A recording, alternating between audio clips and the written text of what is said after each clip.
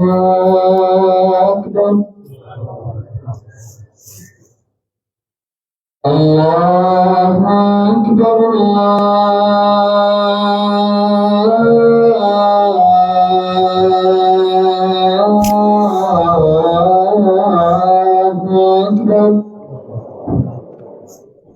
الله أشهد أن لا إله إلا الله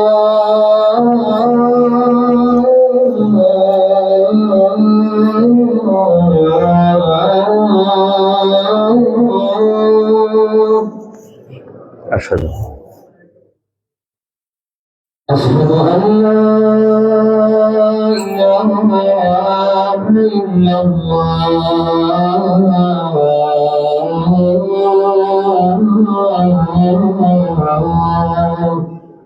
أشهد أن لا أشهد أن محمدا رسول الله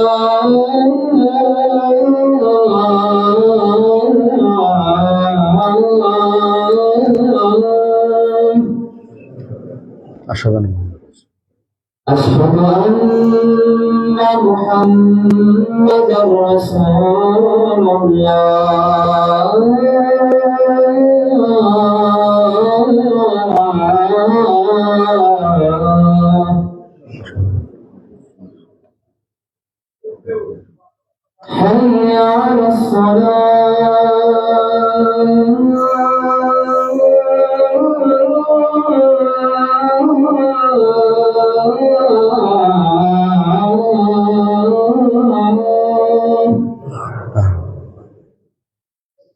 حي على حي على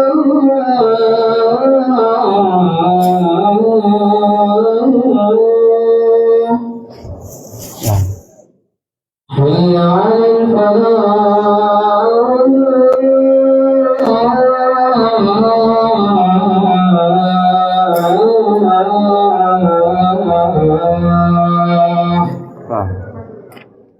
الله أكبر. الله لا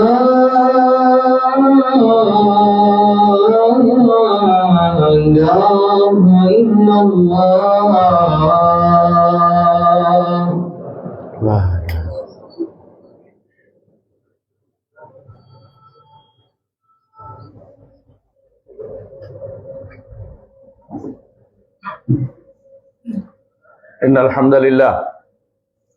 إن الحمد لله نحمده ونستعينه ونستغفره ونعوذ بالله من شرور أنفسنا ومن سيئات أعمالنا من يهده الله فلا مضل له ومن يضلل فلا هادي له وأشهد أن لا إله إلا الله وحده لا شريك له وأشهد أن محمدا عبده ورسوله يا أيها الناس اتقوا ربكم الذي خلقكم من نفس واحدة وخلق منها زوجها وبث منهما رجالا كثيرا ونساء واتقوا الله الذي تساءلون به والأرحام إن الله كان عليكم رقيبا يا أيها الذين آمنوا اتقوا الله حق تقاته ولا تموتن إلا وأنتم مسلمون يا أيها الذين آمنوا اتقوا الله وقولوا قولا سديدا يصلح لكم أعمالكم ويغفر لكم ذنوبكم ومن يطع الله ورسوله فقد فاز فوزا عظيما أما بعد فإن أصدق الحديث كتاب الله وخير الهدي هدي محمد صلى الله عليه وسلم وشر الأمور محدثاتها وكل محدثة بدعة وكل بدعة ضلالة وكل ضلالة في النار أيها الناس اتقوا الله فإن الله عز وجل أمركم بالتقوى والرسول صلى الله عليه وسلم كان يأمرنا أن نتحلى بالتقوى والتقوى وصية الله عز وجل للأولين والآخرين। সম্মানিত মুসলিয়ান ইকরাম, আমি আপনাদেরকে আল্লাহর তাকওয়া অবলম্বন করার অনুরোধ জানাচ্ছি। যেই তাকওয়া অবলম্বন করলে আমরা আল্লাহর জান্নাত পেয়ে ধন্য হতে পারবো। আর যতদিন কেউ তাকওয়ার অধিকারী না হবে জান্নাতে যেতে পারবে না। জান্নাতে যেতে হলে তাকওয়া লাগবেই। তাকওয়া বিরোধী যে কোনো কাজ, তাকওয়া বিরোধী যে কোনো কথা, তাকওয়া বিরোধী যে কোনো বিশ্বাস আপনার আমার জান্নাতে যাওয়ার পথে বাধা হয়ে যাবে। আল্লাহ তাআলা কোরআনে কারীম বলেছেন, তিলকাল জান্নাতুল্লাতী নুরিসু মিন ইবাদিনা মান কানা তাকিয়া। এই জান্নাতের ওয়ারিশ আমরা তাদেরকে করব আমাদের বান্দাদের মাঝে যারা তাকওয়ার অধিকারী। সুতরাং তাকওয়া অর্জন করতেই হবে। আর তাকওয়া অর্জনের দুটি জিনিস দরকার। এক নম্বর হচ্ছে দুনিয়াতে আমরা যা বিশ্বাস করি এবং যা কাজ করি এবং যা মুখে বলি, অন্তরের বিশ্বাস, মুখের কথা এবং কর্মকাণ্ড সবকিছু একমাত্র আল্লাহর জন্য হতে হবে। আল্লাহ বিরোধী কিছু হলে সেটা গ্রহণযোগ্য হবে না। আল্লাহ তাআলা কোরআনে কারীমে আমাদেরকে বলেছেন, ওমা উমিরু ইল্লা লিয়াবুদুল্লাহ মুখলিসিনা লাহুদ্দিন। তাদেরকে শুধু এই নির্দেশ দেওয়া হয়েছে যে যাতে করে তারা দ্বীনকে খালেস করে একমাত্র আল্লাহর জন্য ইবাদত করে, আনুগত্য একমাত্র আল্লাহর জন্য করে, আল্লাহকে খুশি করার জন্য করে। এটা হচ্ছে আমাদের জন্য আল্লাহর নির্দেশ।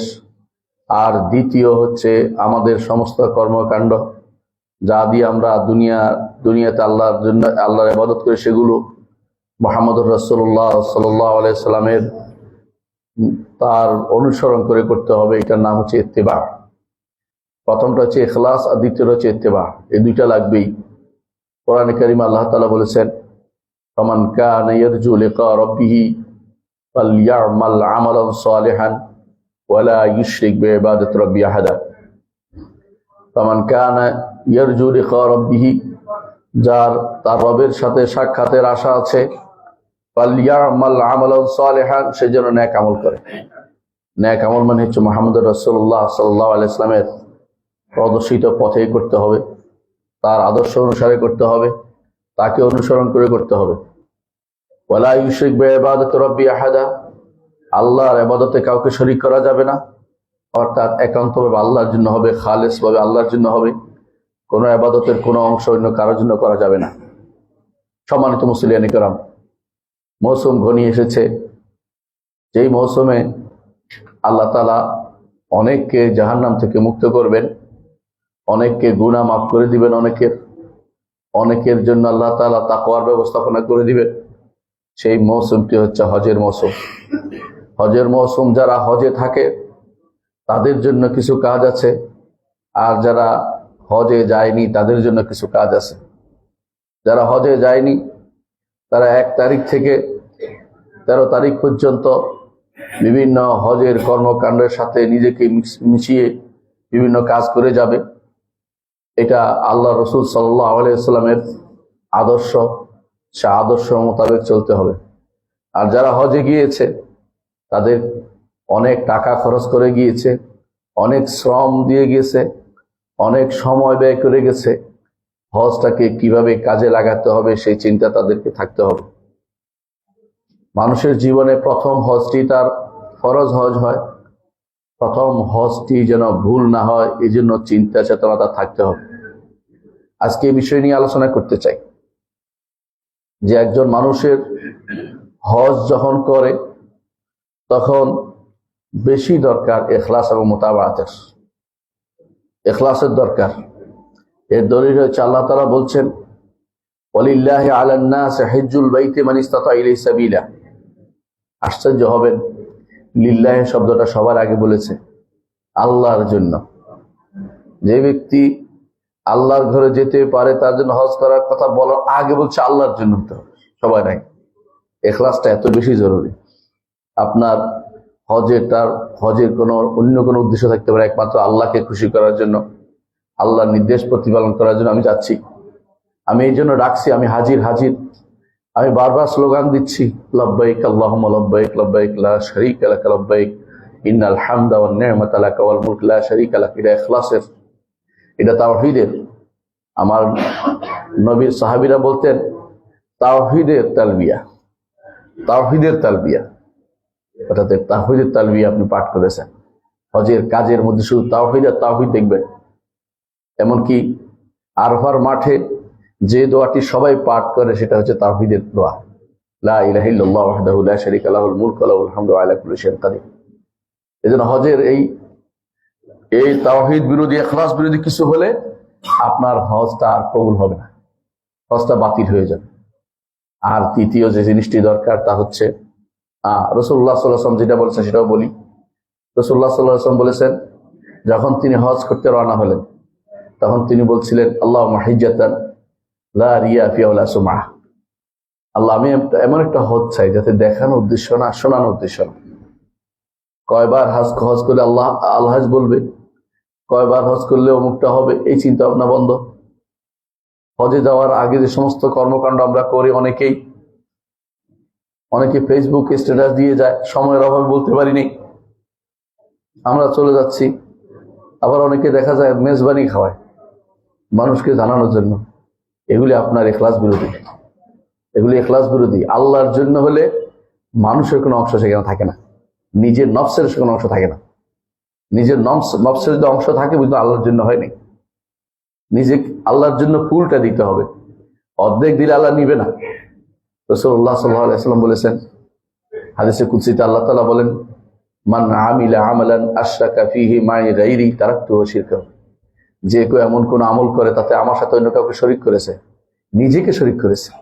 সেটা কি, আমি এই কাজটা করলাম, কেউ দেখলো না, কেউ শুনলো না, বিশাল কাজ করতে যাচ্ছি, বিশাল কিছু করে ফেলতেছি, এটা শোনানোর জন্য, দেখানোর জন্য ভাগ নিয়েছে, অন্তরে একটা সামান্য নিজের অংশ রাখছেন, আল্লাহর দরবারে এটা কবুল হবে না।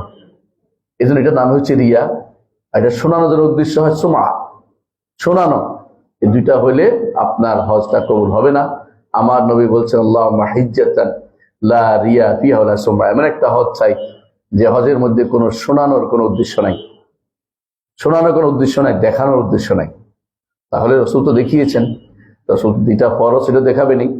আপনি রিয়ার উদ্দেশ্যে ঘরে বসে থাকলে তো হবে না, আপনার জামাতে আসতে হবে, এটা ফরজ।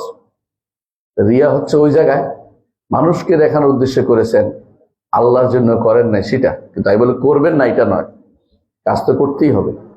যেটুকু প্রকাশ পেয়ে যায় সেটুকু, তিলকা আজলু বুশরাল মুমিন। আপনি প্রকাশ করেন নাই কিন্তু মানুষে জেনে গেছে, আল্লাহ দুনিয়ার বুকে তার জন্য সুসংবাদের বিষয় জানিয়ে দিয়েছে।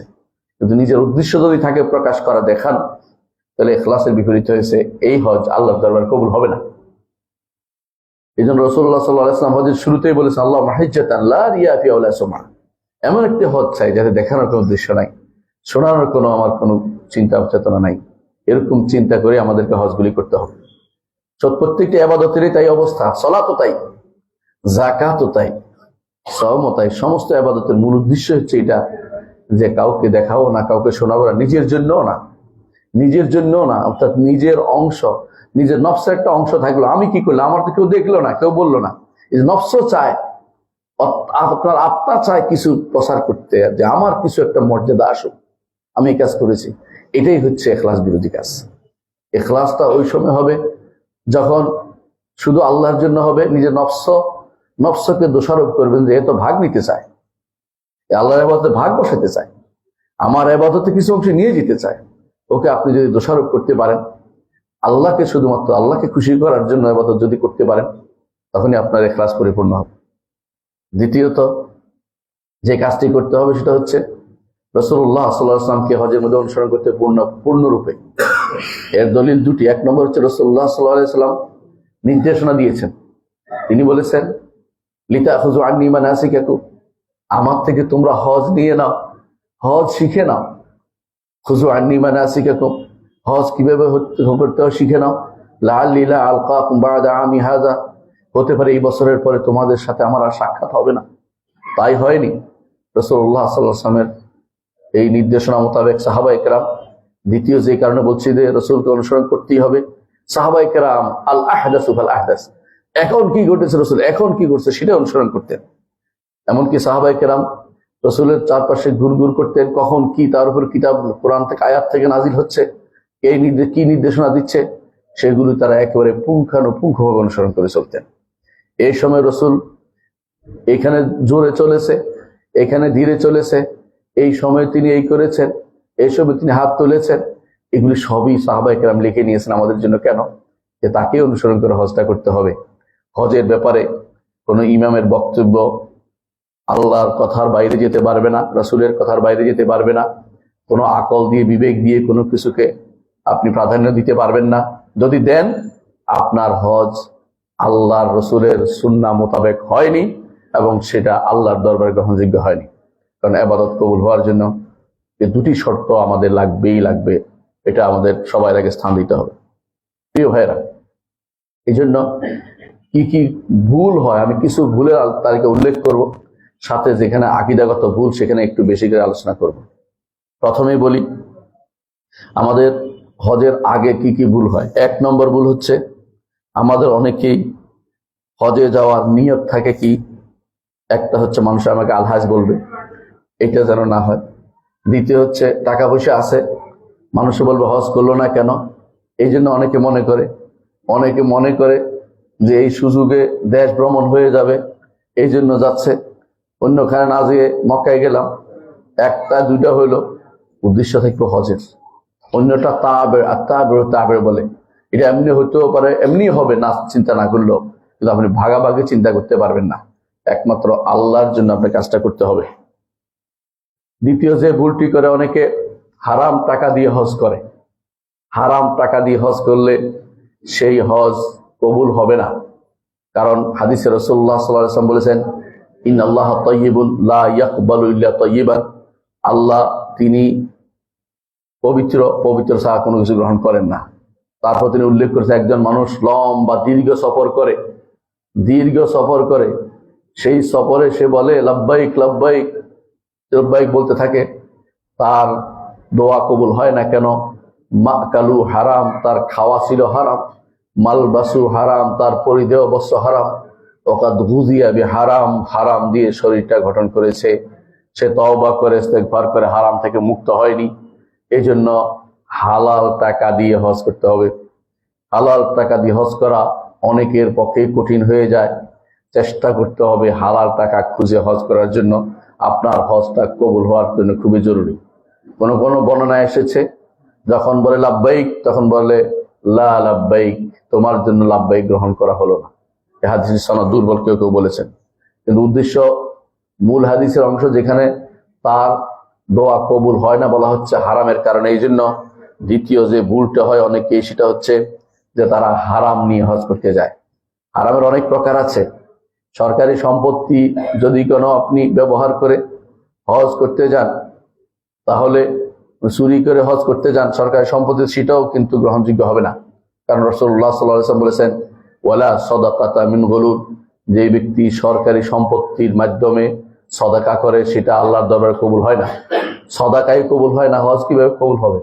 বিশাল লম্বা সময় যায়, সময় ব্যয় করছে, কবুল হওয়ার বিশাল সফরে আছে, সবার দোয়া কবুল হয়, কিন্তু কবুল হচ্ছে না। কেন? হারামের উপর চলছে। হাজিদের উপর দিয়ে যে ব্যক্তি মনে করতেছেন যে হাজিদের সম্পদ মেরে তিনি বিভিন্নভাবে হজের জায়গায় যাচ্ছেন, মনে রাখবেন এটা কিন্তু হজের সিস্টেম নয়। অনেকে সরকারি হাজিদের উপর দিয়ে বড় বড় পয়সাওয়ালারা হজে চলে যাচ্ছে, আমি অনেক সময় দেখেছি এদেরকে। এটা কিন্তু হজ কবুল হওয়ার পথে বিশাল অন্তরায়। আপনার যেতে হবে হালাল টাকা দিয়ে। আর যদি কোনো হালাল ভাবে অনুমোদিত হয় যে তাদেরকে পথ দেখানোর জন্য আপনি যাচ্ছেন, সেটা শুধুমাত্র গ্রহণযোগ্য হবে। নাহলে আপনি আরেক অন্য জনের উপরে ভর করে বিভিন্নভাবে কাটাকাটি করে আপনি না জানিয়ে আপনি হজে যেতে পারবেন না। তৃতীয় কাজ হচ্ছে, যা আপনার দরকার তা হচ্ছে, অনেকেই ভালো সাথী অবলম্বন করেন না। অর্থাৎ হজে এমন লোকদের সাথে যান, পরে কান্নাকাটি করে, বলে ওনার সাথে গিয়ে আমার এই সমস্যা হয়েছে, ওই সমস্যা হয়েছে। কারণ হচ্ছে আপনি সালাতটা ঠিক মতো পড়তে পারবেন না। ওরা শিরকি মুশরিকি আকীদা পোষণ করে। আপনি জানেন এই আকীদা পোষণ করে, কিন্তু আপনি হয়তো কিছু টাকা কম পেয়েছেন, ওখানে ঢুকে গেছেন। কিছু হয়তো মনে করছেন যে এখানে গেলে উনি খুশি হবে, ভবিষ্যতে আমার ওই কাজে লাগবে, নিয়ত শুরু হয়েছে গড়বড়। আপনার সাথী যেন ভালো হয়, তাদের সাথে আপনি হজ করবেন, যাদের সাথে গেলে সালাতটা শুদ্ধ হবে, ইবাদতটা শুদ্ধ হবে। আরাফার মাঠে আপনার সাথে এমন কোনো আচরণ করবে না যেটা আপনার ইবাদতের পথে বাধা হয়ে যায়, অথবা আপনাকে এমন কিছু শিক্ষা দিবে না যে আপনার হজকে নষ্ট করে দেয়। কিন্তু ফাকুদুসাইলাইয়তি, আকীদা বিশ্বাস খারাপ, তাদের সাথে আপনি হজ করতে কেন যাবেন, এটা আপনার জানা উচিত। রাসূলুল্লাহ সাল্লাল্লাহু আলাইহি ওয়াসাল্লাম তিনি বলেছেন, লা তুসাহিবিল্লা মুমিনান, ইমানদার ছাড়া কারো সাথী হইও না তোমরা, ইমানদার ছাড়া কারো সাথী হইও না। আল্লাহ তাআলা বলছেন, ইয়া আইয়ুহাল্লাযিনা আমানুত্তাকুল্লাহ ওয়া কুনু মা'আস সাদিকিন, হে ইমানদারগণ তোমরা আল্লাহর তাকওয়া অবলম্বন করো এবং সত্যবাদীদের সাথী হও। আপনি সত্যবাদীদের সাথী হতে না পারলে ভয়াবহ ভুলের মধ্যে নিপতিত হলেন। 4 নম্বর, দেখা যায় অনেকেই যে হজে যাচ্ছে, হজের সামান্যতম জ্ঞান অর্জন করে না, এতে করে বিরাট ভুলের মধ্যে সে জীবন যাপন করে।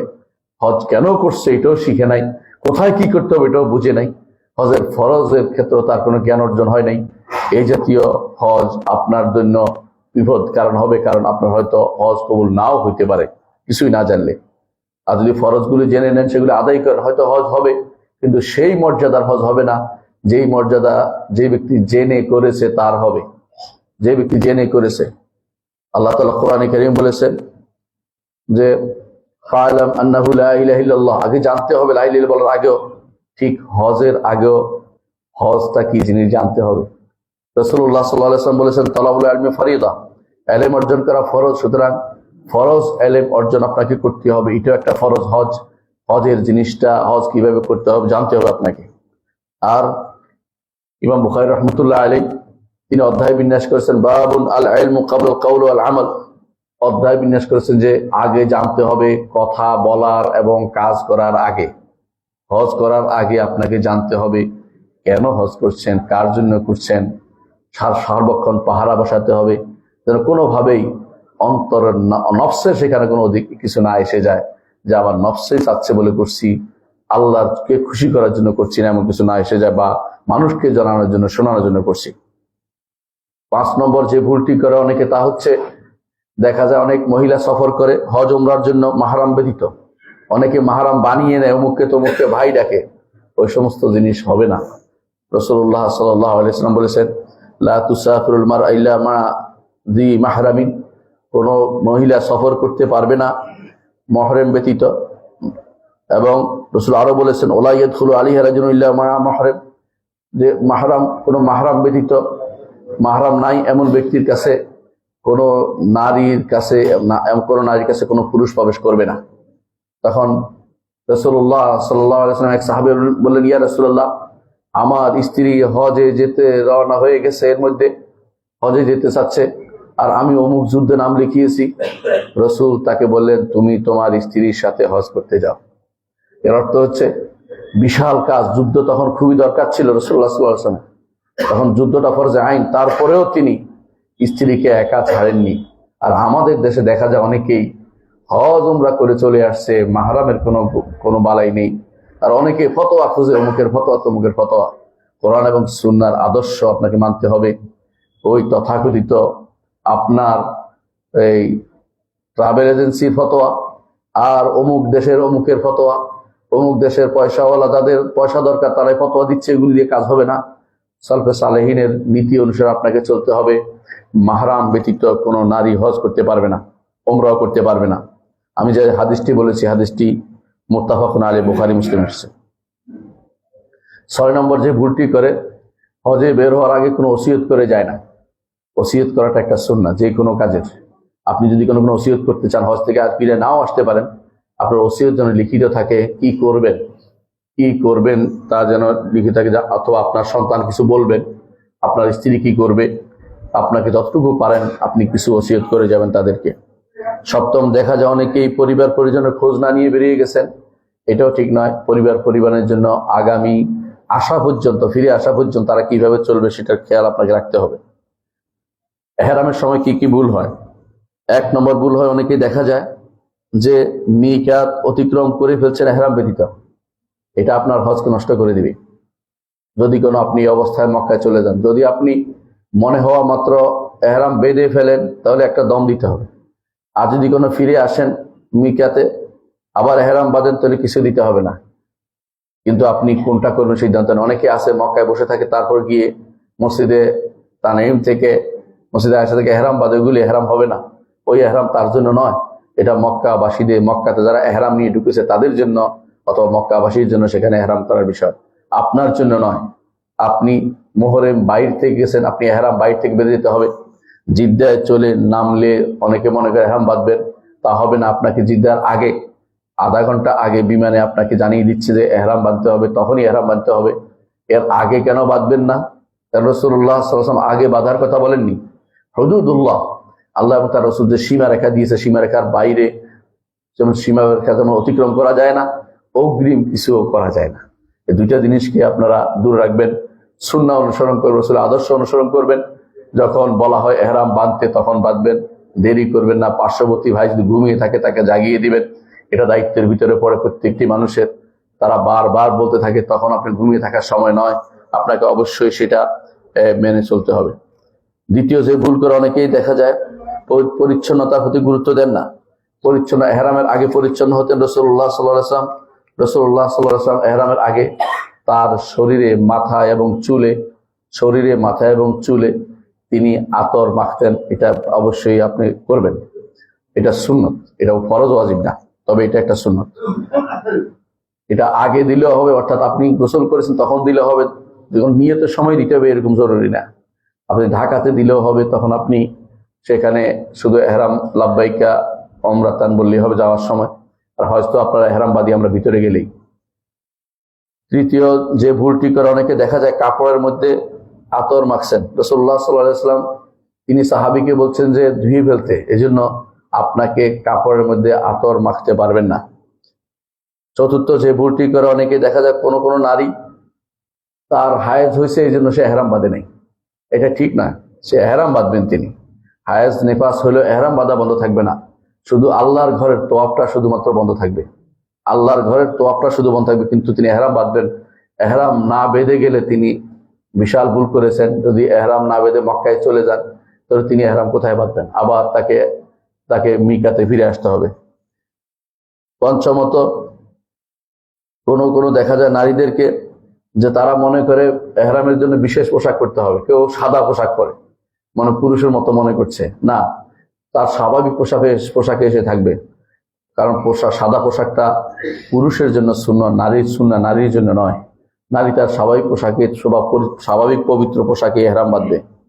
ষষ্ঠ, দেখা যায় যে অনেক নারী নেকাবও পড়ছে, আবার হাত মোজাও পরে আছে। এই দুইটা জিনিসই নারীর জন্য এহরাম অবস্থায় নিষিদ্ধ। অনেকে দেখা যায় মুখ ঢাকে না, কিন্তু এহরাম অবস্থায় মুখ ঢাকা যাবে, মুখে লাগানো যাবে, এই উপরে ঢাকনা লাগানো যাবে। অনেকে মনে করে মুখে লাগলেই বুঝি আমার ভুল হয়ে গেল, এটা ঠিক নয়। এহরাম অবস্থা যেটা করা যাবে না, এটা হচ্ছে টেনে বেঁধে রাখা যাবে না, যেটা নেকাব বলা হয়। কিন্তু আপনি উপর থেকে নামিয়ে রাখা যাবে, উঠানো যায়, এরকম যে ইয়া আছে, বোরকা আছে, সেটা আপনি পড়তে পারবেন, নারী পড়তে পারবে। অনেকে দেখা যায় সামনের দিকে এরকম করে লম্বা করে দিচ্ছে, এটাও ঠিক নয়। ক্যাপ করে ক্যাপের উপরে কালো পোশাক দিচ্ছে, কেন? মুখে লাগলে কি হবে? মুখে লাগতে পারবে। এই ক্যাপ তো ইউরোপিয়ানদের তৈরি, আমাদের সলফে সালেহীন বা আমাদের কেউ এগুলি করতো না। আপনি কি জন্য এগুলি ব্যবহার করছেন? এর মাধ্যমে পাশ থেকে তার চেহারা দেখা যায়, আরো বড় গুনাতে লিপ্ত হওয়ার সম্ভাবনা রয়েছে। অনেকে দেখা যায় যে কোনো সিলাই আছে দেখলেই সে বলে এটা আর করবো না। কারো কোমর বন্ধ আছে সিলের মধ্যে, অথবা কারো জুতার মধ্যে সিলাই আছে, এই নিয়ে ঝগড়া শুরু হয়ে যায়। সিলাই নিষিদ্ধ হয় না কোথাও, নিষিদ্ধ হচ্ছে কামিজ, যেটা শরীরের ভাঁজে বানানো হয়, এরকম করে পড়তে নিষেধ করা হয়েছে। সিলাই থাকলে নিষেধ হবে, রাসূলের হাদিসে এটা আসে নাই। তো এটা কেন সিলাই বলছে আলেমরা? কারণ কাপড় বানাতে হলে সিলাই লাগে, এই জন্য বলেছে। সুতরাং অনেকে এই ভুলের মধ্যে থাকে, এটা ঠিক নয়। অনেকে মনে করে যে এহরামের জন্য 2 রাকাত লাগবেই, এটাও ঠিক নয়। এই জন্য অনেকে বিমানের মধ্যেই 2 রাকাত জায়গা খুঁজতে আরম্ভ করে। এটাও ঠিক না। অনেকে মনে করে এহরামের বিশেষ নিয়ত আছে, আল্লাহুম্মা দিয়ে বিশেষ না, এটা নাই এহরামের জন্য না। সেটা এহরামের জন্য শুধু বলতে হবে লাব্বাইক আল্লাহুম্মা লাব্বাইক উমরা অথবা আল্লাহুম্মা লাব্বাইক হাজ্জান, যেটা এটুকুর বাইরে আর কিছু নেই। এরপর আরো লম্বা যে দোয়া বানিয়েছে অনেকে দেখবেন, সেগুলি ঠিক নয়। এগুলি বেদাত থেকে দূরে থাকতে হবে। অনেকে দেখা যায় হজ করতে পারবে না, সে জানে অসুস্থ, তারপর শর্ত করে না। শর্ত হচ্ছে এটা যে আল্লাহ যদি না পারি, যেখানে পারবো না সেখানে আমি হালাল হয়ে যাব। এই শর্তগুলো তার উপকার হতো এটা যে সে যে কোনো সময় হালাল হতে পারতো। শর্ত না করলে সে এটার উপর থাকতে হবে যতক্ষণ না শেষ করছে। সুতরাং এই শর্ত যদি প্রয়োজন হয়, শর্তটা সে করবে, এটা ছাড়বে না। অনেকে দেখা যায় যে কাপড় বদলাতে পারবে না মনে করে বসে আছে, মানে অর্থাৎ যে কাপড় পরে গেছে এহরামের, এই কাপড় বদলাইতে পারবে না। এই কাপড় আপনি বদলাইতে পারবেন। কাপড়ে ময়লা লেগেছে, অথবা কাপড় ছিঁড়ে গেছে, অথবা কাপড় বেশি ঢোলা হয়ে গেছে, অথবা কাপড় বেশি লম্বা হয়ে গেছে, ছোট হয়ে গেছে, আপনি অন্য কাপড় পরতে পারবেন, কোনো সমস্যা নেই। কিন্তু একই রকম কাপড়ে, অর্থাৎ নারীর জন্য তো কাপড় বদলাইতেই পারবে, যে কোনো কাপড় যেটা তার শরীর ঢাকে। পুরুষের জন্য এরকম দুটি চাদর, একটা চাদর একটা লুঙ্গির মতো যেটা পড়তে, সিলাইবিহীন লুঙ্গিটা পরবে, এটা রাসূলুল্লাহ সাল্লাল্লাহু আলাইহি ওয়াসাল্লাম আদর্শ বদলাইতে পারবে। অনেকে মনে করে এহরামের সময় ডান কাঁধ খোলা রাখতে হবে। আমি অনেককে দেখেছি এহরাম বাঁধার অর্থই তারা ডান কাঁধ খুলে রাখে, এটা কিন্তু সুন্নাহ নয়। নিয়ম হচ্ছে শুধু তোয়াফের সময়, তোয়াফের 7 চক্করে শুধুমাত্র ডান কাঁধ খোলা রাখবে। তোয়াফের 7 চক্করে ডান কাঁধ খোলা রাখবে, আর 3 চক্করে রমল করবে, 4 চক্করে স্বাভাবিকভাবে হাঁটবে। অনেকে দেখা যায় এই ভুলের মধ্যে লিপ্ত থাকে। এহরাম বাঁধার সময় কি তারা কি করে, ডান কাঁধ খুলে রাখে, এটা ঠিক নয়। বরং স্বাভাবিকভাবে চলবে, এহরাম বাঁধবে, অর্থাৎ চাদর দিয়ে ঢাকবে নিজেকে। তো অনেকে দেখা যায় যে এহরামের কাপড় পরা মানেই সে মুহররম হয়ে গেছে, মনে করে মানে ঢুকে গেছে হারাম, মানে সে হজে ঢুকে গেছে বা উমরায় ঢুকে গেছে মনে করে, এটাও ঠিক নয়। অনেকে মনে করে যে আমরা পথে এহরাম বাঁধবো না, আগে করে নেবো, ঢাকায় করে ফেলবো। অনেকে বলে যে যাইয়া করবো, মসজিদে যেয়ে করবো, দুইটাই ভুল, এই দুইটা করা যাবে না। মসজিদে হারামে ঢুকার সময় যে সমস্ত ভুল হয়, মসজিদে হারামে ঢুকার সময় অনেকে মসজিদে ঢুকার দোয়াটা ভুলে যায়, এটা মনে করিয়ে দিচ্ছি। আবার দেখা যায় অনেকে কাবা দেখলে বিশেষ দোয়া শুরু করে দেয়। কাবা দেখার দোয়া আলাদা কোনো দোয়া নেই, কোনো দোয়া রাসূলুল্লাহ সাল্লাল্লাহু আলাইহি ওয়াসাল্লাম বর্ণিত নেই। শুধু ওমর রাদিয়াল্লাহু আনহু একটা বর্ণনা আছে, তিনি বলেছেন আল্লাহুম্মা আনতাস সালাম ওয়া মিনকাস সালাম, এই দুইটা বলেছেন, অথবা হাইয়িনা রব্বানা বিসসালাম, এটুকু পর্যন্ত আছে বর্ণনায়, কিন্তু এর বাইরে অন্য কোনো দোয়া নেই। অনেকে মনে করে মক্কাতে 360টা রহমত নাজিল হয়, কাবার দিকে তাকিয়ে থাকলে শুধুমাত্র রহমত নাজিল হবে, এগুলো ঠিক নয়। এই জন্য অনেকে কাবার দিকে তাকিয়ে থাকার কোনো কিছু নাই। হ্যাঁ, আপনি ভালোবাসার কারণে টানছেন আধা কথা, কিন্তু এখানে রহমত নাজিল হয়, ভাগ হচ্ছে, এই জাতীয় বিশ্বাসগুলি সহিহ হাদিস দ্বারা প্রমাণিত হয়নি। অনেকে মনে করে কাবার ভিতরে আল্লাহ আছে, এটাও ঠিক না। আল্লাহ তাআলা আরশের উপরে, এটাই কেউ বিশ্বাস করে তার আকীদা ঠিক নেই, এবং তার হজও হবে না, সালাত হবে না, কিচ্ছু হবে না। কাবা আল্লাহর দিকে সম্পৃক্ত হয়েছে সম্মানের জন্য। যেমন মুহাম্মদুর রাসূলুল্লাহ সাল্লাল্লাহু আলাইহি ওয়াসাল্লামকে আল্লাহ তাআলা বলেছেন আব্দুল্লাহ, আল্লাহর দাস, সম্মানের জন্য। যেমন ঈসা আলাইহিস সালাতু ওয়াস সালামকে বলা হয়েছে রূহুল্লাহ, আল্লাহর পক্ষ থেকে প্রেরিত রূহ, সম্মানের জন্য। কালিমাতুল্লাহ, আল্লাহর পক্ষ থেকে প্রেরিত কালিমা, সেটা কি কোন, এর মাধ্যমে তিনি সৃষ্টি হয়েছেন, এইটা, এগুলো সম্মানের জন্য বলা হয়েছে। এগুলি কোনোটাই এখানে আল্লাহ তাআলার সাথে সম্পৃক্ত হয় সম্মানের জন্য। অর্থাৎ সৃষ্টি যখন স্রষ্টার সাথে সম্পৃক্ত হয়, যে কোনো সৃষ্টি, তখন সেটা সম্মানের জন্য হয়। আর যখন সৃষ্টি নয়, গুণ যদি স্রষ্টার সাথে সম্পৃক্ত হয়, সেটা তার একান্ত বিষয় হয়, এটা তার বাইরে থাকে না, তার সাথেই থাকে সেটা। যেমন রহমত, আল্লাহর রহমত আল্লাহর সাথে, যেমন আল্লাহর কথা আল্লাহর সাথে, আল্লাহ যেটা পাঠিয়েছেন এটা আমাদের কাছে পড়ার জন্য, সেটা ছাড়া আল্লাহ তাআলার কোনো গুণ আমাদের কাছে নেই। ঠিক আল্লাহর কাবা, আল্লাহর ঘর যেটা, সেটা আল্লাহর দিকে সম্পৃক্ত হচ্ছে, সেটা সম্মানের জন্য, মর্যাদার জন্য, কিন্তু আল্লাহ তাআলা কাবার ভিতরে নন। অনেকে মনে করে কাবার গিলাফের মধ্যে বরকত আছে, এইটা যদি কেউ মনে করে আর সেখানে বরকত আহরণের চেষ্টা করে, তাহলে সে মুশরিক হয়ে যাবে, এই জাতীয় কিছু করতে পারবে না। অনেকে মনে করে হাজরে আসওয়াদের মধ্যে বরকত আছে, হাজরে আসওয়াদ আমরা চুম্বন করি সুন্নাহর জন্য। ওমর রাদিয়াল্লাহু আনহু বলেছেন ওয়াল্লাহি, আল্লাহ শপথ করে বলছি, আমি জানি তুমি একটি পাথর মাত্র, মানুষের উপকার অপকার কিছুই করতে সক্ষম নও। আমি যদি মুহাম্মদুর রাসূলুল্লাহ সাল্লাল্লাহু আলাইহি ওয়াসাল্লামকে তোমাকে চুম্বন করতে না দেখতাম, আমি তোমাকে চুম্বন করতাম না। ওমর রাদিয়াল্লাহু আনহু বলেছেন, এর অর্থ হচ্ছে এখান থেকে বরকত নেওয়ার জন্য নয়। যারা বরকত নেওয়ার চিন্তা ভাবনা করছেন তারা ভুলের উপর আছেন। সেটা ছোট শিরক থেকে বড় শিরক পর্যন্ত চলে যাবে, হারাম পর্যন্ত চলে যাবে। হারাম, ছোট শিরক, বড় শিরক 3 পর্যায়ে হতে পারে, সেটা আপনি বুঝে নেবেন বিভিন্ন পর্যায়ে, সেটা আলোচনা করলাম না এখন। তওয়াফের মধ্যে কি কি ভুল হয়?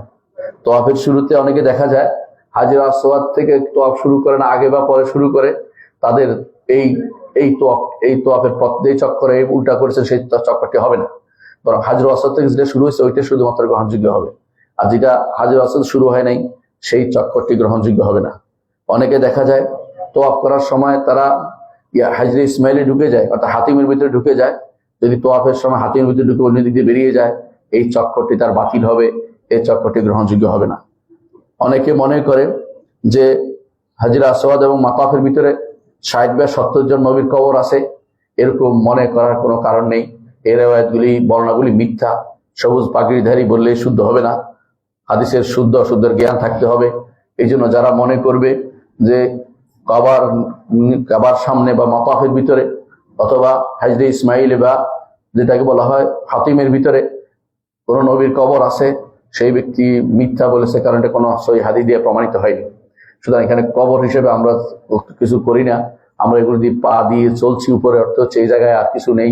যদি কোনোদিন কিছু থেকেও থাকে সেটা এখন নাই হয়ে গেছে, সেখানে কোনো কিছু নেই। কিন্তু বিশ্বাস করার কোনো কারণ নেই এখানে কোনো কবর আছে, কোনো কারণ নেই এখানে কোনো কবর নাই, এটা আপনাকে বিশ্বাস করে চলতে হবে। সুতরাং এই জাতীয় কবরের জন্য আমরা তোয়াফ করি না, কবরকে সম্মান করার জন্য কিছু করি না।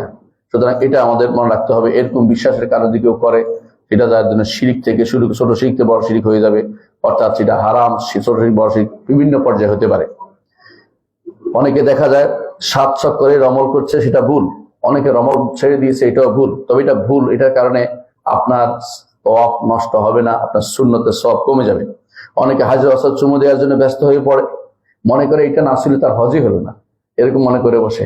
অথচ হাজর আসওয়াদ চুমু দেওয়া সুন্নাহ না, মানুষকে কষ্ট দেওয়া হারাম। আপনি যদি মানুষের কষ্টের কথা চিন্তা করে না যান, হয়তো আল্লাহ তাআলা আপনাকে এর চেয়ে বেশি সওয়াব দিবেন। আর যদি আপনি মনে করেন যে সুযোগ পেয়েছি, তখন অবশ্যই সেটা নিবেন। সুযোগ পেলে গ্রহণ করবেন, সুযোগ না পেলে সেটা করবেন না। অনেকে মনে করে কাবার গিলাফে বরকত আছে, শুধু বরকত নয়, অনেকে তো দেশে বিদেশে বিভিন্নভাবে পয়সা দিয়ে হইলো বরকত এনে, মানে ঘর কাইটে কুইটা ঘরের মধ্যে লটকাচ্ছে, অথবা বিভিন্নভাবে বলছে আমি অমুকে তিনি পেয়েছেন বিশেষভাবে, একটু বলতেছেন। এগুলি এক ধরনের ব্যবসা চালু করে দিয়েছে, কোনোভাবে সেটা করবেন না।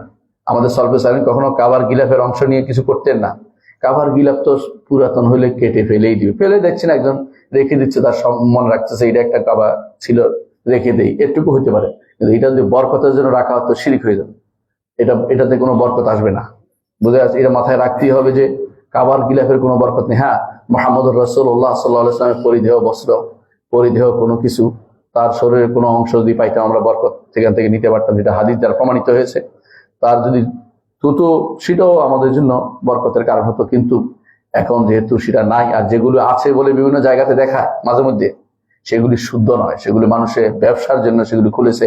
এখন তো দুনিয়া সবটাই ব্যবসায় পরিণত হয়েছে, কি প্রত্ন জিনিস দিয়ে ব্যবসা শুরু করে দিয়েছে। এই জাতীয় জিনিসের ব্যবসা মানুষের কাছে চলতে পারে, আল্লাহ এবং তার রাসূলের দ্বীনের মধ্যে সেগুলি গ্রহণযোগ্য নয়। সুতরাং সেগুলি দিতে যাবেন না। এই জন্য কাবার কোনো কিছুতেই, কাবার কোনো দেয়ালে অথবা মিজাবে বরকত চাইবেন না। অথবা বৃষ্টি হলে অনেকে দেখা যায় কাবার মিজাবের রহমতে নাম দিছে ওইটাকে, এটা নিচে দাঁড়িয়ে থাকে বৃষ্টিতে ভিজার জন্য, ওই পানি পড়লে মনে করে জান্নাতে চলে যাবে। এগুলি আসলেই ঠিক নয়, এখানে কোনো বরকতের কোনো কিছু নেই। সালফে সালেহিন কখনো এরকম কাবার পানি পড়ছে, গায়ে পড়ছে, এই জন্য তারা কান্নাকাটি করছে বা এটা পাওয়ার জন্য ব্যস্ত হয়ে পড়ছে, এমন কিছু আমরা দেখি না কোথাও। অনেকে দেখা যায় কাবার গিলাফের উপর দিয়ে তারা মশে করতে থাকে, গায়ে মুছতে থাকে। এগুলি বেদাত। যদি এর দ্বারা কল্যাণ আশা করে, এটা কোনো কল্যাণের কারণ, তো ছোট শিরিক হবে। আর যেটা আপনার ভালো করবে মনে করে শরীর অথবা অসুস্থ, তাহলে বড় শিরিক হয়ে যাবে। অনেকে দেখা যায় হাজিরা ঘরের প্রত্যেকটি কোণকে ছুঁতে চেষ্টা করে, এটা সুন্নাহ বিরোধী। আর যদি মনে করেন যে এটাতে বরকত নিবেন, তাহলে সেই শিরকের গুনাহ হইতে পারে, হারাম হইতে পারে, অথবা ছোট শিরিক হইতে পারে। অনেকে দেখা যায় রুকনি ইয়ামানিকে চুম্বন করে, রুকনি ইয়ামানি স্পর্শ করা নিয়ম, তাও ডান হাতে স্পর্শ করতে হয়। অথবা দেখা যাচ্ছে কিছু মানুষ রুকনি ইয়ামানিকে চুম্বন করে যাচ্ছে, এটাও কিন্তু বেদাত। চুম্বনের জায়গা নয়, সেটা হাত দিয়ে ছোঁয়ার জায়গা, ডান হাত দিয়ে ছুঁতে পারলে ছুঁইবেন। আর যদি সেখানে দেখেন যে আপনি হেরাম অবস্থা থাকেন, আর সেখানে দেখেন যে কেউ আতর ঢেলে দিয়েছে, তো অবশ্যই ছুঁইবেন না, কারণ আপনার জন্য আতর স্পর্শ করা হেরাম অবস্থায় বৈধতা নেই। অনেকে দেখা যায়, কোনো মহিলাকে দেখা যায় মহিলাদেরকে তোয়াফ করানোর জন্য চারপাশে গোল হয়ে তোয়াফ করতেছে, নিজের মহিলা পরিবারকে তোয়াফ করানোর জন্য, এটাও অবশ্যই তার তোয়াফ হবে না। কেন হবে না? তোয়াফের শর্তই হচ্ছে বাম পাশে কাবাকে বাম দিক রাখতে হবে কাবার দিকে। আপনি যে মহিলার জন্য গোল হয়ে চলছেন, আপনি তো পিছন দিচ্ছেন কাবাকে, অথবা আপনি ডান দিক দিচ্ছেন, ওদিকে উল্টো দিয়ে ঘুরে আসলে আপনি বাম দিক রাখছেন না, এই জন্য আপনার তোয়াফ হবে না। যদি আপনি ঘুরে আবার চলে আসেন তাহলে ঠিক আছে, কিন্তু ওইভাবে যদি তোয়াফ চলতে থাকে আপনার এই তোয়াফ হয় নাই। আপনার স্ত্রী তোয়াফ হইলেও আপনার তোয়াফ হয় নাই। আপনি হয়তো মনে করছেন তাকে পাহারা দিচ্ছেন, কিন্তু এইভাবে তো শরীর বলে নাই আপনাকে। বরং এখানে আপনাকে সাবধানতা অবলম্বন করতে হবে। আপনার স্ত্রী সহ প্রয়োজনে দূর দিয়ে তোয়াফ করবেন।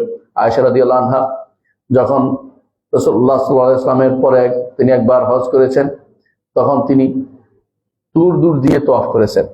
তখন তার কাছে তার ছাত্রী এসে বলল, উম্মা, মা চলো আমরা কাবার কাছে দিয়ে তোয়াফ করি। তিনি খেপে গেলেন, বললেন যে তুমি কি চাও পুরুষের সাথে আমাদের ঘেঁষাঘেঁষি হোক? সেটা কিভাবে হতে পারে? আমরা এই জন্য তিনি দূর থেকে তোয়াফ করেছেন। কিন্তু দেখা যায় নারীরা খুব বেশি বেপরোয়া।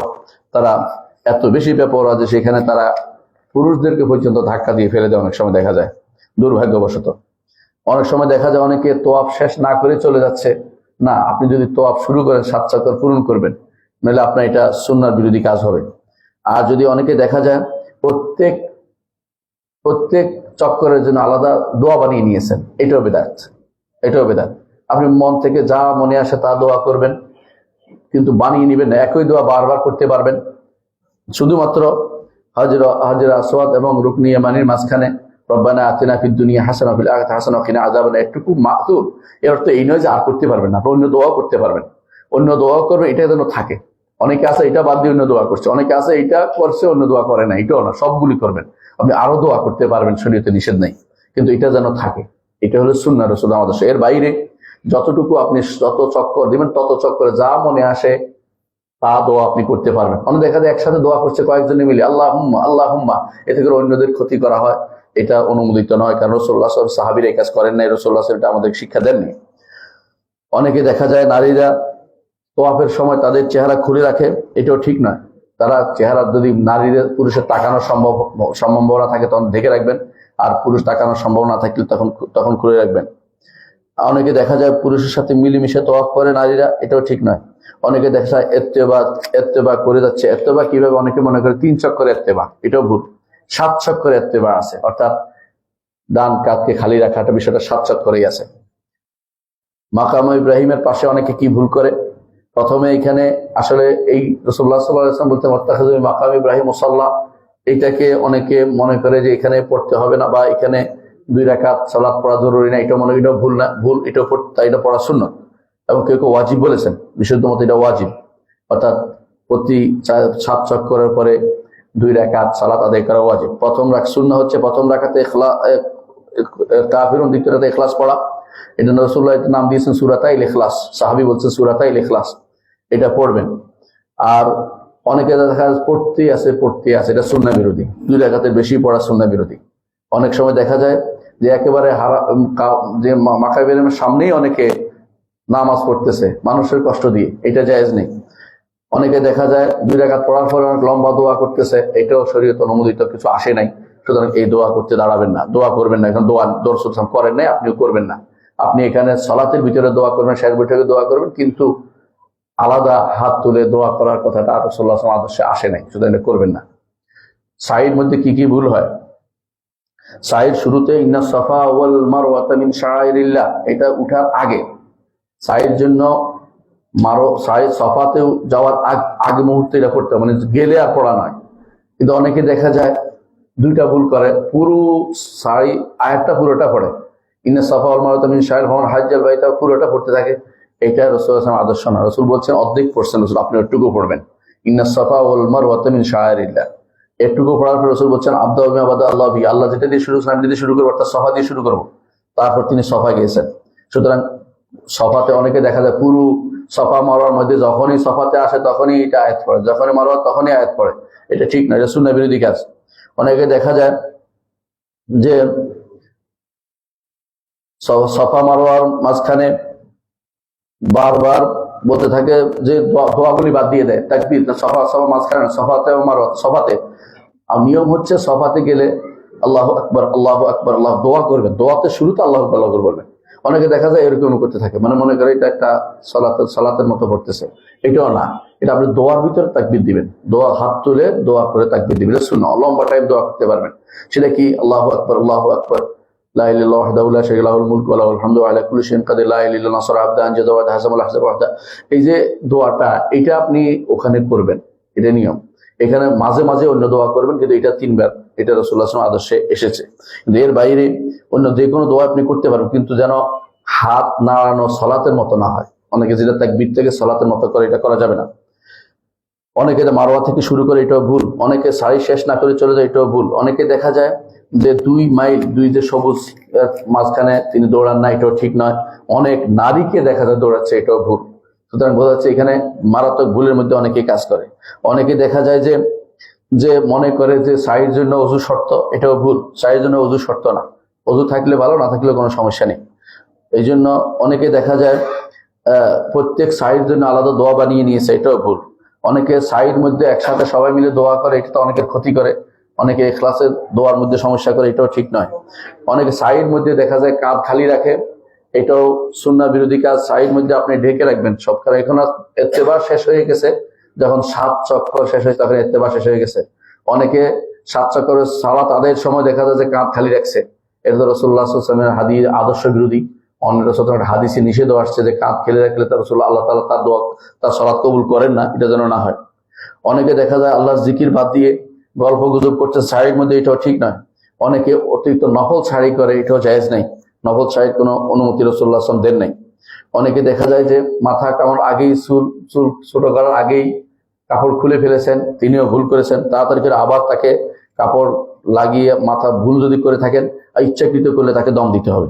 অর্থাৎ তিনি যদি কোনো কাপড় খুলে ফেলেছেন মাথার চুল ছোট করার আগেই, তাহলে তাকে দম দিতে হবে। ইচ্ছাকৃত করলে, অনিচ্ছাকৃত করলে তাড়াতাড়ি আবার কাপড় পরে আবার মাথার চুল ছোট করতে হবে। অর্থাৎ এই কাপড়ে নয়, এহরামের কাপড় রেখে তারপর মাথার চুল ছোট করতে হবে।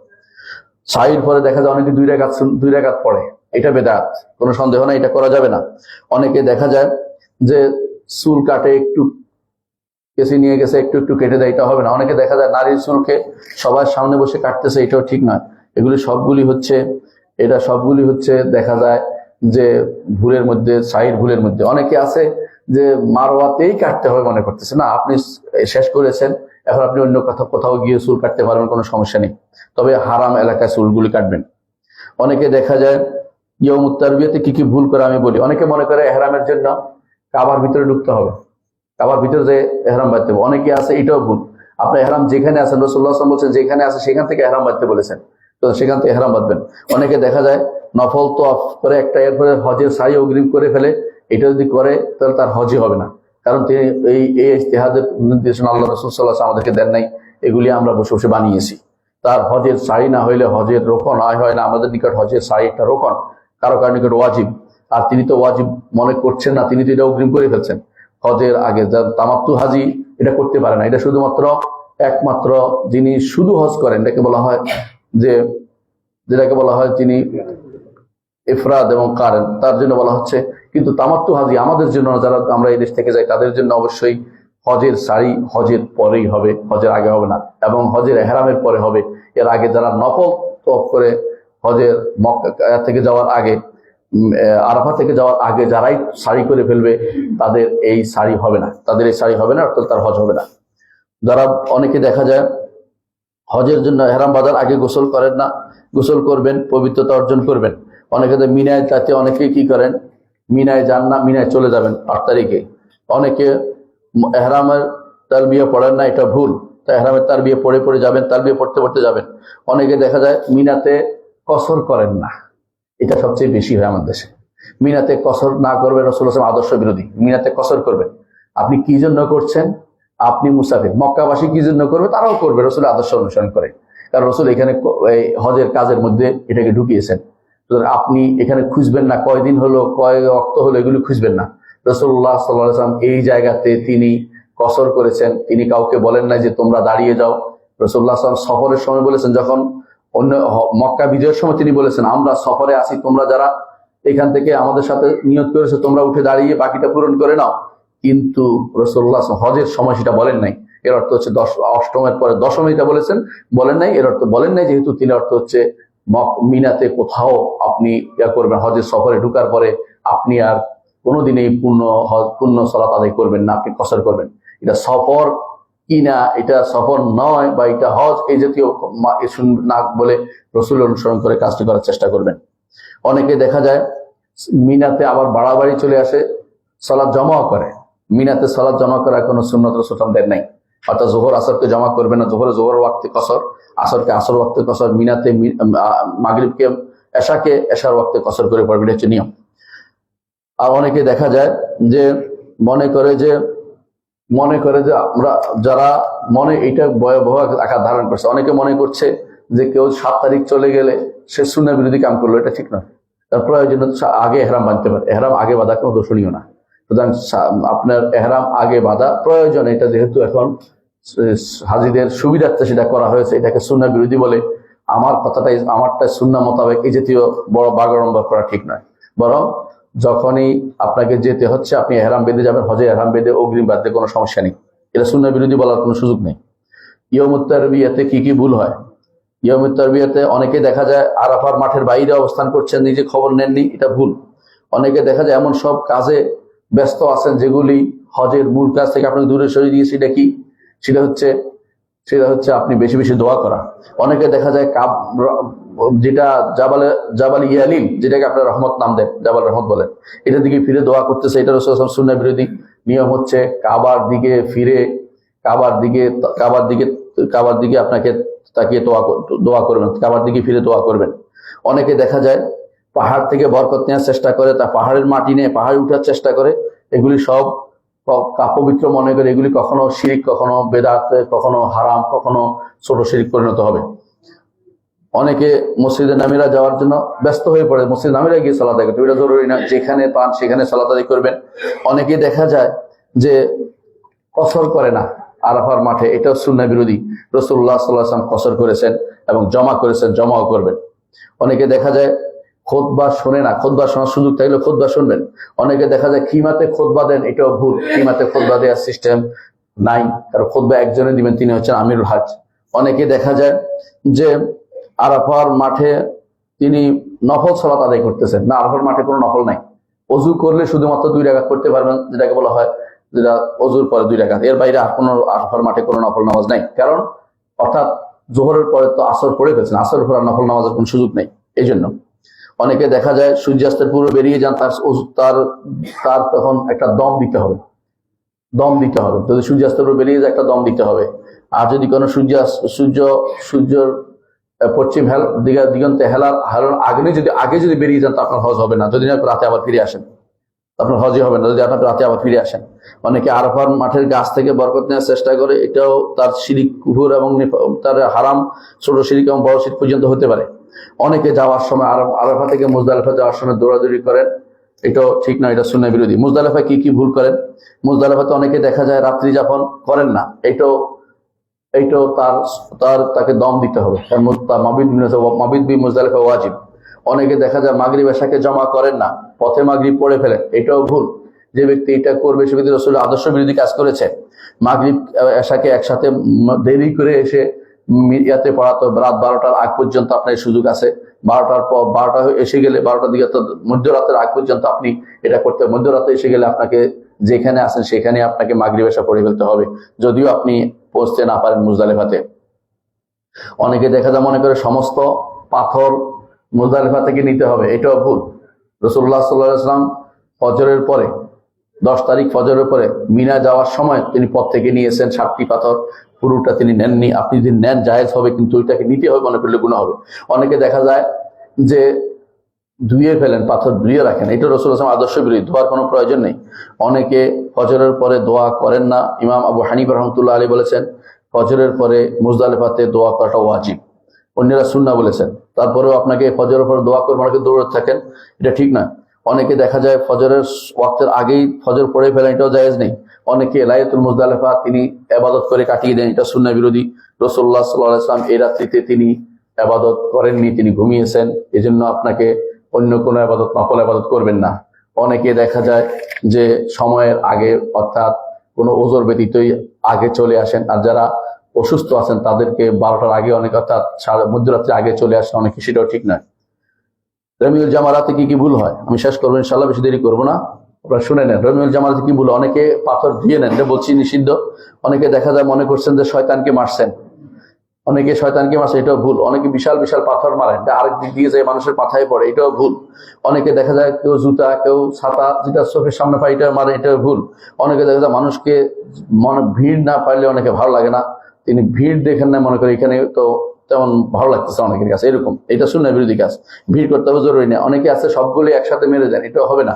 অনেকে মনে করেন যে একবারে ওই পিলারে লাগাইতে, পিলারে না পড়লে তার এটা হয় না, এটাও ঠিক না। বরং এই হাউজের ভিতরে পড়লেই হবে, যে হাউস বানিয়েছে, যে হাউসটার ভিতরে পড়লে হবে। অনেকে মনে করেন যে, অনেকে তাকবীর দেন না, আল্লাহু আকবার বলেন না, পাথর মারার সময় প্রত্যেকটি পাথর মারার সময় আল্লাহু আকবার বলতে হবে।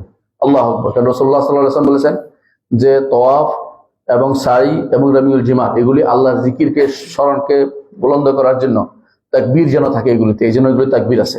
তওয়াফের শুরুতে আল্লাহু আকবার আছে, বিসমিল্লাহ আল্লাহু আকবার, এবং সাইয়ের শুরুতে আল্লাহু আকবার আছে। এই জন্য রমিউল জিমারও আল্লাহু আকবার আপনাকে থাকতে হবে, তাকবীর। রাসূল বলেছেন লিইকামাতি যিকরিল্লাহ, আল্লাহর জিকিরকে বুলন্দ করার জন্য, এই জন্য সেটা থাকবে। অনেকে দেখা যায় বাড়তি দোয়া করতে থাকেন, সেটাও নাই। দোয়া করবেন যখন পাথর মারার পরে গিয়ে, এক পাশে প্রথম দুইটার মধ্যে, ছোট এবং মেজর মধ্যে দোয়া আছে, বড়টার মধ্যে কোনো দোয়া নেই। যারা দোয়া করেন বড়টার মধ্যে, তারাও ভুল করছেন। অনেকে সাতের বেশি পাথর মারেন, সেটাও ভুল। অনেকে দেখা যায় যে নিজে পারবেন, তারপর আরেকজনকে উকিল বানিয়ে দিচ্ছে, আমার পাথর মেরে দাও। অনেকে আছে নেতা ঘুষের, নেতা আছে না দেশে যারা হর্তাকর্তা হয়ে যায়, এমপি ঘুষের অথবা এই জাতীয় মন্ত্রী ঘুষের, নিজেরা যায় না, তাদের সব কাউকে দিয়ে পাঠায়, তাদের কিন্তু এটা আদায় হয় না। এটা আদায় হয় না, তাদের হজ কিন্তু লটকে আছে। তো যতক্ষণ দম দিচ্ছে, দম দিতে পারে, ইচ্ছাকৃত করলে হজ না কবুল হওয়ার সম্ভাবনা বেশি। মিনা, মিনাতে রাত্রি যাপনের ব্যাপারে অনেকে মিনাতে রাত্রি যাপন করেন না, এটা সুন্নাহ বিরোধী। এটা কিন্তু ওয়াজিব, এটা অনেকের নিকট ওয়াজিব, এবং এটাই শুদ্ধ, এটা ওয়াজিব। রাসূলুল্লাহ সাল্লাল্লাহু আলাইহি ওয়াসাল্লাম বিশেষ লোকদেরকে শুধু ছাড় দিয়েছেন। এর অর্থ হচ্ছে আপনি সেই ছাড়ের অন্তর্ভুক্ত নন, যেহেতু আপনাকে মিনাতে থাকতে হবে, অর্ধরাত্রির বেশি থাকতে হবে। অনেকে আছে মিনার হুদুদ খুঁজে দেখেন না, যেখানে এখানে দাঁড়িয়ে বসে থাকলে হবে না। অনেকে আছে ইয়াতে থাকে, আজিজিয়া থেকে মনে করছে মিনাতে আছে, তা কিন্তু না। অনেকে আছে সূর্য পশ্চিম দিগন্তে হেলার আগে 11-12 তারিখে বা 13 তারিখে পাথর মারেন, তাদের এই পাথর মারা বৈধতা নেই, হবে না। যত রকমের যত ফতোয়া আছে, ফতোয়া নিবেন না, রাসূলুল্লাহ সাল্লাল্লাহু আলাইহি ওয়াসাল্লাম আদর্শ অনুসরণ করবেন। অনেকে আছে তোয়াফ বেদা কি ভুল করে, অনেকে দেখা যায় কাজ শেষ হয় নাই কিন্তু বিদায় তোয়াফ করে উনি বসে রয়েছেন, তিনি আবার বিদায় তোয়াফ করতে হবে, বিদায় তোয়াফ হয়নি, এটা এমনি তোয়াফ হয়ে গেছে। অনেকে আছে, কারণ বিদায় তোয়াফ করতে হয় ফিরে যাওয়ার 12 ঘন্টার মধ্যে, অর্থাৎ আপনি যাচ্ছেন এই অবস্থায় করতে হয়। এর আগে আপনি বিদায় তোয়াফ করে মক্কায় থেকে গেলে আবার বিদায় তোয়াফ করতে হবে, এটা আরেক ভুল।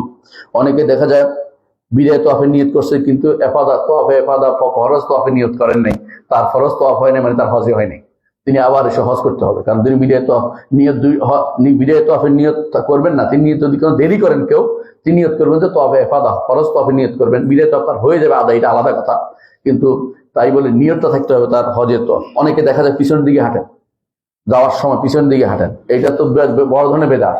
পিছনের দিকে হেঁটে হেঁটে বের হন মক্কার ঘর থেকে, এটাও বড় ধরনের বেদাত। এত গেল মক্কাতে। মদিনাতে কি করেন?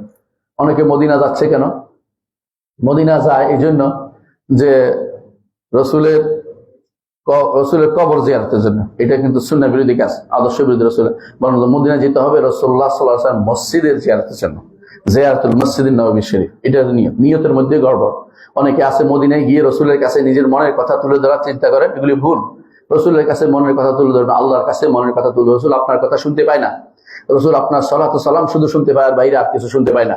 আপনি এখানে যত কথাই বলেন সবগুলি বেহুদা যাচ্ছে, হুজুর। রাসূলুল্লাহ সাল্লাল্লাহু আলাইহি ওয়াসাল্লাম নিষেধ করেছেন, লা তাকুলু হুজুরান, হুজুর মানে বাড়তি কথা, বেহুদী অর্থহীন কথা এখানে বলিও না তোমরা কবরের কাছে, রসুল নিষেধ করেছেন, সেগুলি আপনি বলেন।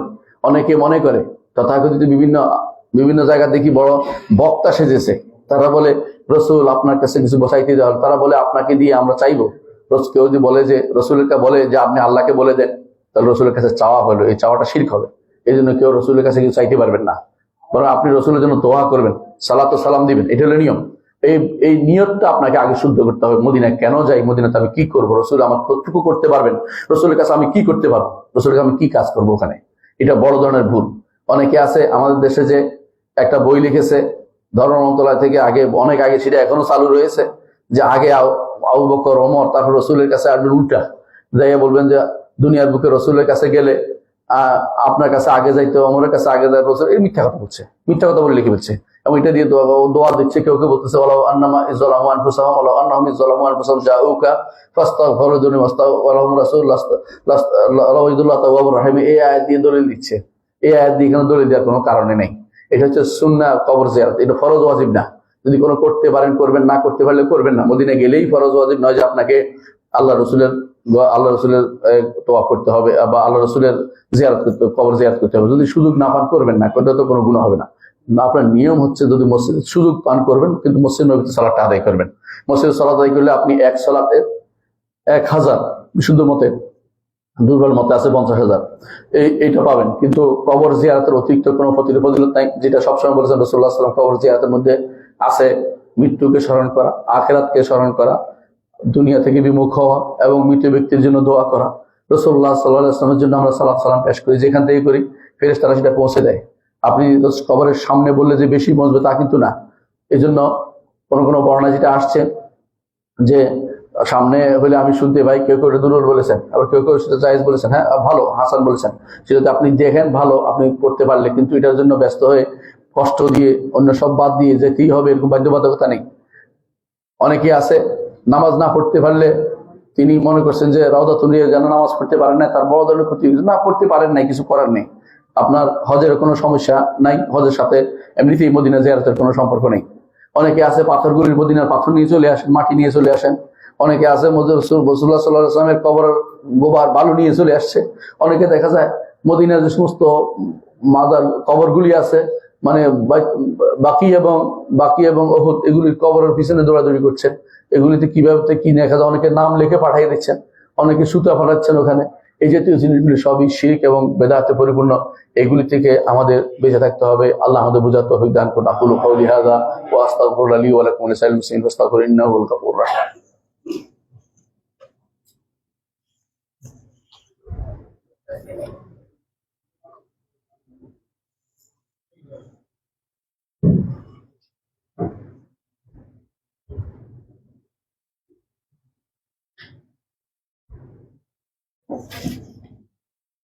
ইন্নাল হামদালিল্লাহ নাহমাদুহু ওয়া নাস্তাঈনুহু ওয়া নাস্তাগফিরুহ ওয়া নাউযু বিল্লাহি মিন শুরুরি আনফুসিনা ওয়া মিন সাইয়্যাতি আমালিনা।